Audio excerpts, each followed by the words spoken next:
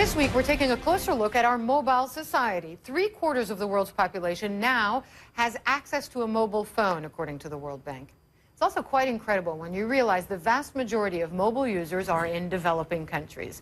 Today, we're digging into whether the radiation emitted from these mobile phones is actually harmful to your health. CNN's chief medical correspondent and a neurosurgeon himself, Dr. Sanjay Gupta, joins us. Always a pleasure, Sanjay. So let me ask you this, because this has been a topic for so many years, and a cause for concern for some people that use earpieces instead of sort of putting the phone up to their ear. Yeah, I'm a big proponent of that, but I'll tell you briefly, the type of radiation that comes out of that, something known as non-ionizing. And terms matter here, because the type of radiation that people know is harmful is ionizing radiation. That's like from an X-ray, for example. But for some time now, they've been looking at these types of, this non-ionizing radiation and saying, well, what is it doing to the brain? Could it be doing something? Could we measure it? Well, there's things that you can do. For example, they take MRI scans and they find that the amount of glucose or sugar that the brain is using is higher in the areas where you have a phone close by.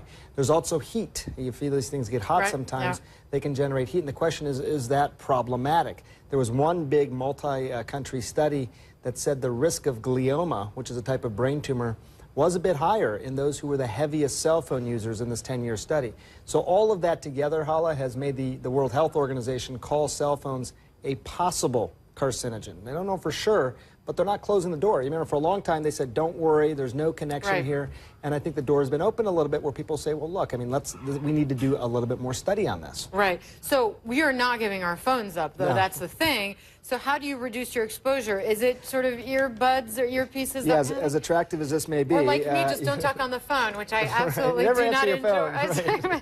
No, but, you know, an earpiece, I think, is a good idea. In fact, if you read the paperwork that came with your phone there, which nobody does, if you did, it would say not to hold the phone directly to your ear, to keep it about a ½ inch away from your ear. But nobody does that, so an earpiece is a pretty good idea. I use one myself, and it just keeps the phone away from your body. Second thing, which I think is a good tip, is that if you're having a hard time hearing and you get a bad signal, so to speak, your phone is now working harder to try and establish the signal. It's trying to communicate with the tower. It's giving off more radiation.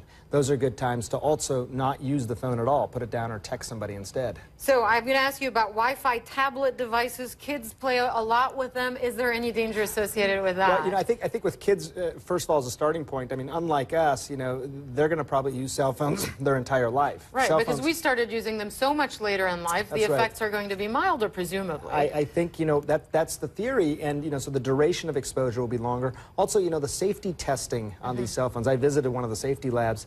It's remarkably low tech, and they're really just doing safety testing on adults primarily. This is some of what we saw over there, and then they extrapolate for kids. So it's not good safety testing just on kids. Kids' skulls are thinner, therefore they're more likely to absorb radiation as well. So again, these are the concerns that these organizations are raising and want further study on. And you know, I still cannot wrap my brain, so to speak, around how many text messages and how many hours of cell phone conversation teenagers can pack into a day. They'd rather do that than actually speak to people face to face. No, I've actually had sometimes my nieces, this is my conversation with them. I mean, so I just give up. I text them. We're getting old, huh? This is the new world. Oh, no.